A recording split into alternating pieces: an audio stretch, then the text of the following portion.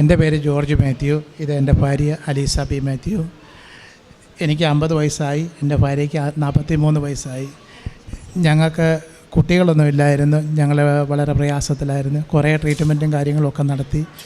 എന്നിട്ടൊന്നും കുട്ടികളൊന്നും ഉണ്ടായില്ല. അവസാനം ഞാനിവിടെ വന്ന് ഒരു ഉടമ്പടി എടുത്തു.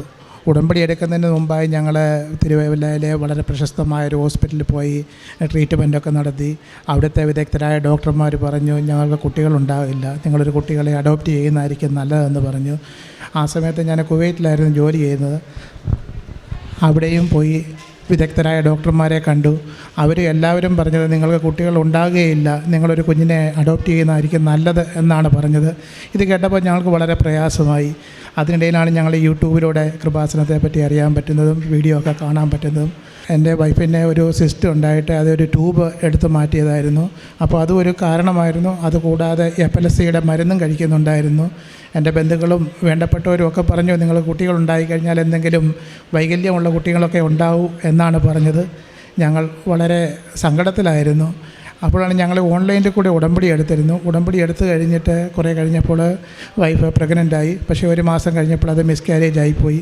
പിന്നെ ഞങ്ങൾ വളരെ സങ്കടത്തിലായി. പിന്നെ കഴിഞ്ഞ വർഷം 23-ാം തീയതി ഞങ്ങൾ നേരിട്ട് ഇവിടെ എത്തി, നേരിട്ട് ഉടമ്പടി എടുത്തു. ഉടമ്പടി എടുത്ത് 1 മാസം കഴിഞ്ഞപ്പോൾ തന്നെ മാതാവ് ഞങ്ങളുടെ ജീവിതത്തിൽ ഒരു സന്തോഷത്തിൻ്റെ വാർത്ത ഞങ്ങൾ കാണിച്ചു.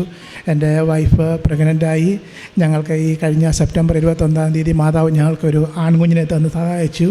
വളരെ സന്തോഷത്തോടെ പൂർണ്ണ ആരോഗ്യവാനായ ഒരു കുഞ്ഞിനെ ഞങ്ങൾക്ക് തന്ന് അനുഗ്രഹിച്ചു. അതിൻ്റെ സന്തോഷം പങ്കുവെക്കാനായിട്ടാണ് ഞങ്ങൾ ഇവിടെ വന്നിട്ടുള്ളത്. ഉടമ്പടി തൈലം ഞങ്ങൾ സ്ഥിരമായിട്ട് വൈഫിൻ്റെ വയറ്റത്തും എല്ലാം തേക്കുന്നുണ്ടായിരുന്നു.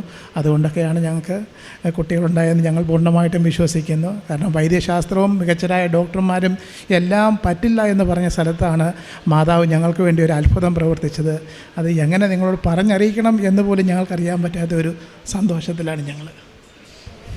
ഉൽപ്പത്തിയുടെ പുസ്തകം 49:25 തിരുവചനങ്ങൾ പറയുന്നു, നിന്റെ പിതാവിൻ്റെ ദൈവം നിനക്ക് തുണയായിരിക്കും, സർവശക്തനായ ദൈവം നിന്നെ അനുഗ്രഹിക്കും, മുകളിലുള്ള ആകാശത്തിൻ്റെയും കീഴിലുള്ള ആഴത്തിൻ്റെയും ഉദരത്തിൻ്റെയും മാറിടത്തിൻ്റെയും അനുഗ്രഹങ്ങൾ നിനക്കുണ്ടാകും.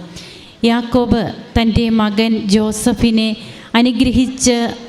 അനുഗ്രഹിക്കുന്ന വചനഭാഗമാണ്.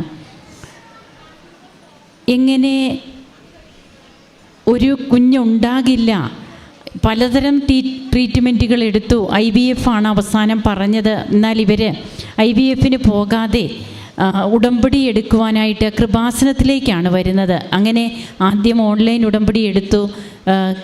ഭാര്യ പ്രഗ്നൻ്റായി. പിന്നീട് മിസ്കാരിയേജ് ആകുന്നു. അതിന് ഒരു സിസ്റ്റ് ഉണ്ടായിരുന്നത് കൊണ്ട് ഒരു ട്യൂബ് കട്ട് ചെയ്തതാണ്. അപ്പോഴൊരിക്കലും ഇനി ഒരു കുഞ്ഞുണ്ടാകാൻ സാധ്യതയില്ല. ലേറ്റ് മാര്യേജാണ് ഇവരുടേത്.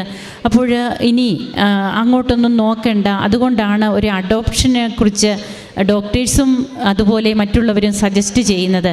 എന്നാൽ നമുക്ക് വേണ്ടി പദ്ധതികൾ തയ്യാറാക്കിയിരിക്കുന്ന ദൈവം, നാം ജനിക്കുന്നതിന് മുൻപേ നമ്മെക്കുറിച്ച് എല്ലാ കരുതലുകളുമുള്ള തമ്പുരാൻ്റെ പദ്ധതിയിൽ നിന്ന് ഒന്നും മാറിപ്പോകില്ല എന്നുള്ളത് തന്നെയാണ് ഈ സാക്ഷ്യത്തിലൂടെ നാം മനസ്സിലാക്കേണ്ടത്. ഇപ്പോൾ കുഞ്ഞുമായിട്ട് ഇവിടെ വന്ന് സാക്ഷ്യം പറയുവാൻ ഈ മക്കളെ ദൈവം അനുഗ്രഹിച്ചു. നമുക്കും കരങ്ങളടിച്ച് സർവശക്തനായ ദൈവത്തെ മഹത്വപ്പെടുത്താം, ആരാധിക്കാം. അത്യപൂർവ ദൈവാനുഭവങ്ങൾ ഇനി നിങ്ങൾക്കും സ്വന്തം. ഈ യൂട്യൂബ് ചാനൽ ഇതുവരെ സബ്സ്ക്രൈബ് ചെയ്തിട്ടില്ലെങ്കിൽ ഇപ്പോൾ തന്നെ സബ്സ്ക്രൈബ് ചെയ്യുക. ഈ വീഡിയോ ഇപ്പോൾ തന്നെ നിങ്ങളുടെ സുഹൃത്തുക്കൾക്ക് ഷെയർ ചെയ്തുകൊണ്ട് കർത്താവിൻ്റെ പ്രേക്ഷിതരാകുക.